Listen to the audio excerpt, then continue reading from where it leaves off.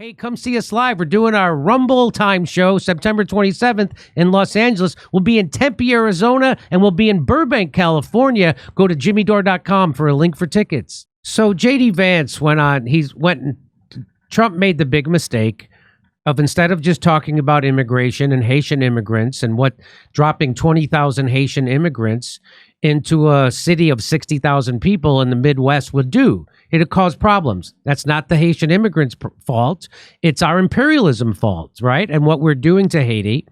But JD Vance decided to go. And so Trump, like a guy who looks like he wants to lose an election, runs around talking about Haitians eating cats and dogs instead of talking about the actual problem, which is a winning issue for him.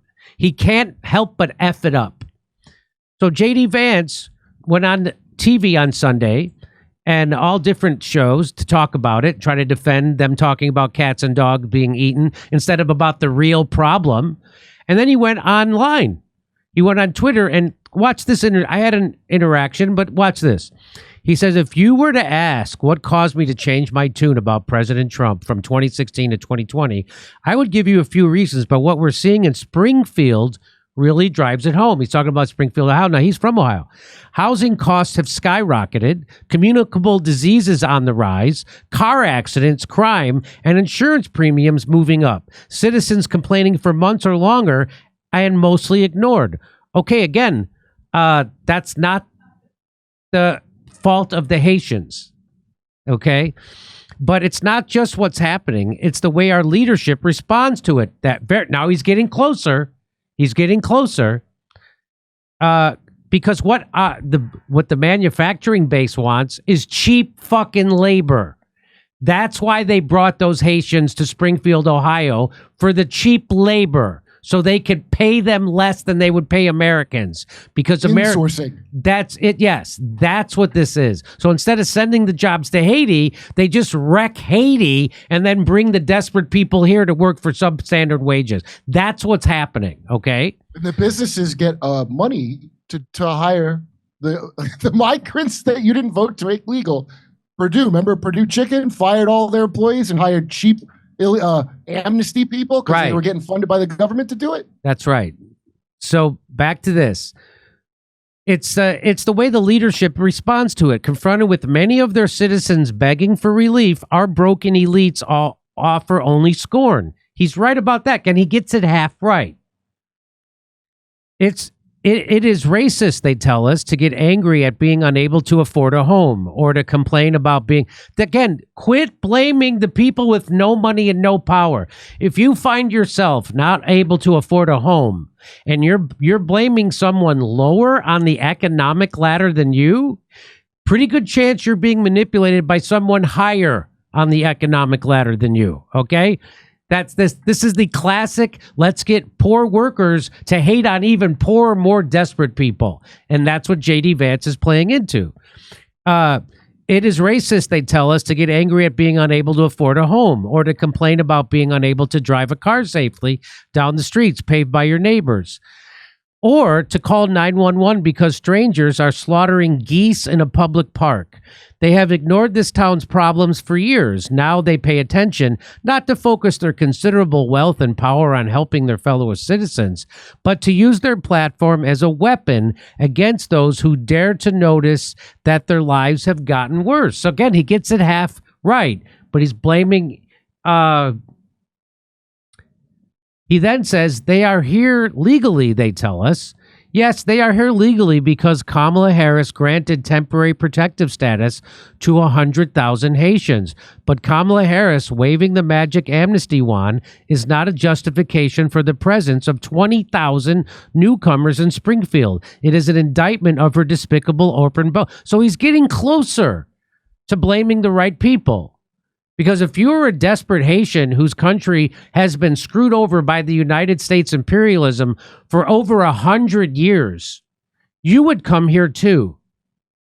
So it's not the Haitians' fault that corporations and that Kamala Harris is flooding the country with more desperate, poorer people. So it's Kamala Harris. It's not there. It's Kamala. So he's getting closer. Nothing justifies violence or the threat of violence levied against Springfield or its residents.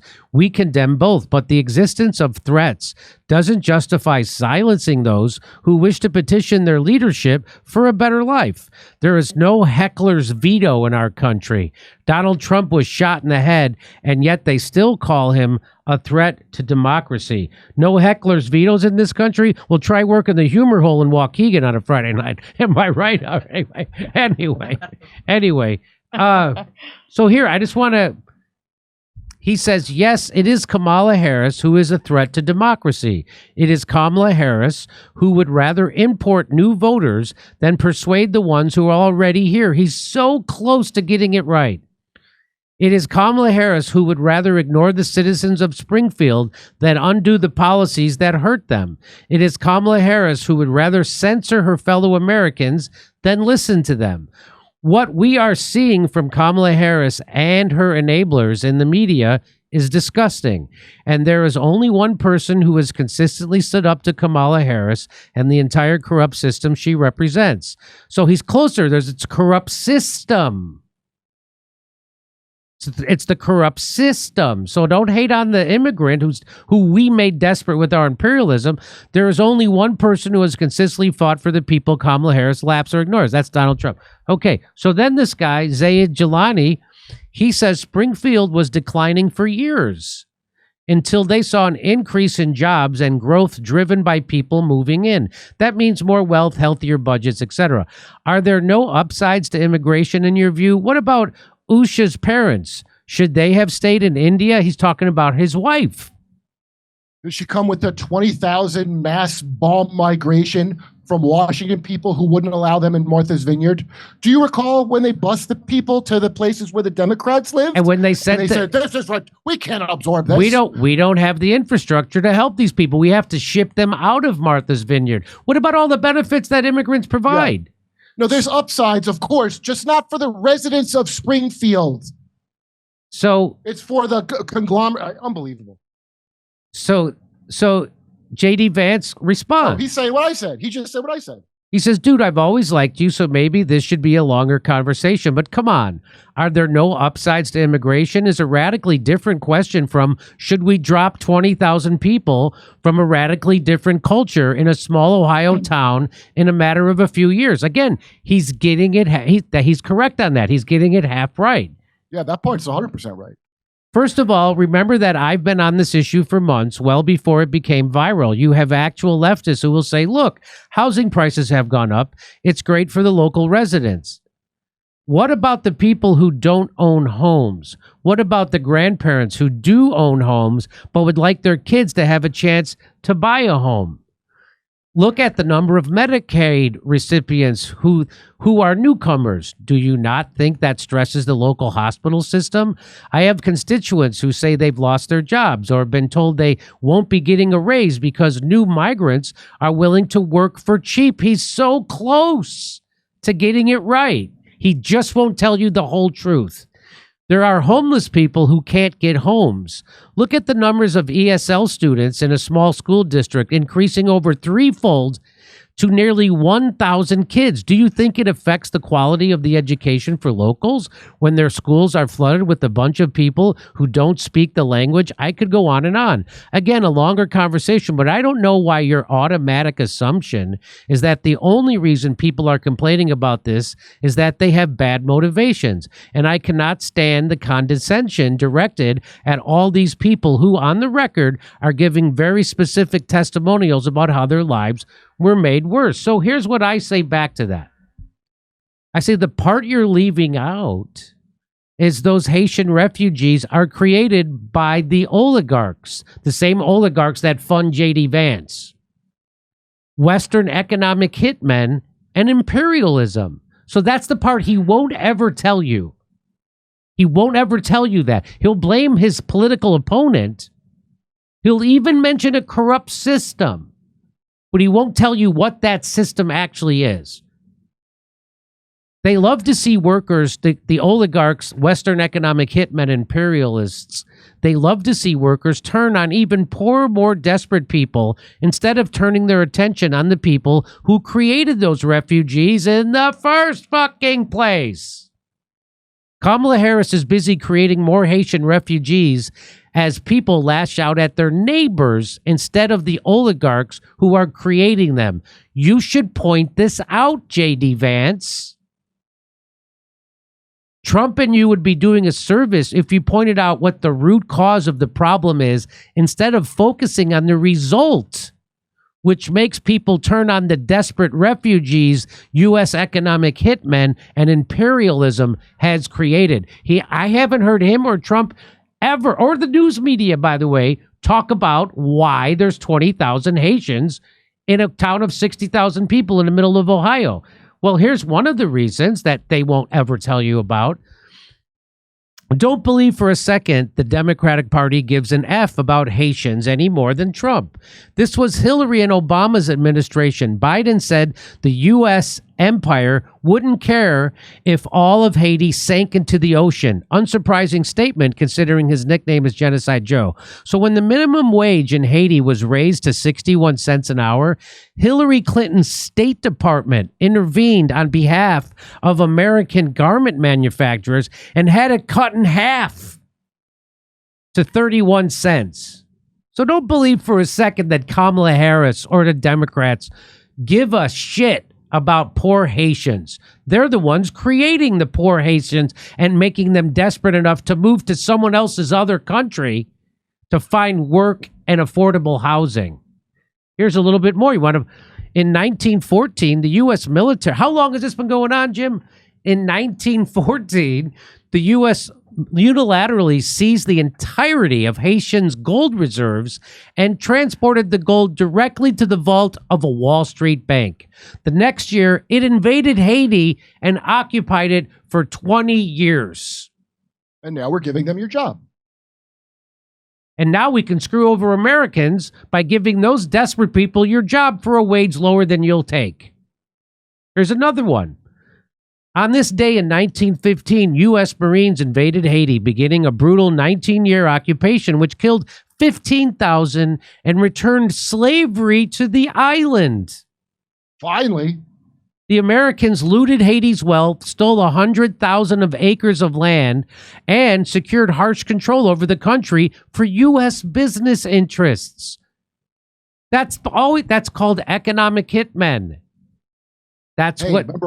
Go ahead. Remember when Laura Silsby tried to traffic 30 kids out of the country and Bill Clinton went and made sure to get her out of jail? Yep. And it was just a mistake. She didn't do the paperwork, but it was her second trip.